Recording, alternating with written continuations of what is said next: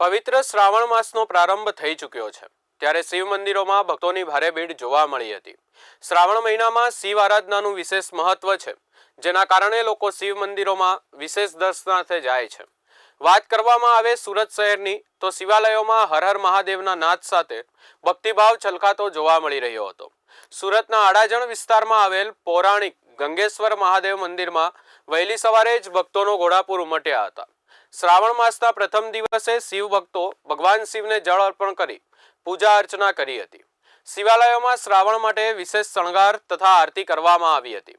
સુરત શહેરમાં શ્રાવણ માસને લઈ અને ધાર્મિક માહોલ ઊભો થયા હતા અને ભક્તો શ્રદ્ધા અને ભાવના સાથે શિવ ભક્તિમાં લીન થયા હતા। એટલે આટલા તહેવારોને લઈને આવતો આ માસ એટલે સામૂહિક દેવી દેવતાઓ પણ આના અંદર પૂજાતા હોય છે અને આ માસના અંદર જીવમાંથી શિવ બનવા માટેનો ઉત્તમ માસ છે કે શિવજીએ શિવ પુરાણમાં કીધું કે વિષ્ણુ અલંકારો પ્રિય, એને અલંકાર પ્રિય છે, બ્રહ્મા જ્ઞાન પ્રિય ને શિવ જલધારો પ્રિય, શિવજીને જલની ધારા પ્રિય છે। અને જે કોઈક જીવ દ્વારા શિવજીના ઉપર જલની ધારા અને બિલીપત્ર સમર્પિત કરવામાં આવે છે તો પરમાત્મા એની દરેક મનોકામના પૂર્ણ કરે છે।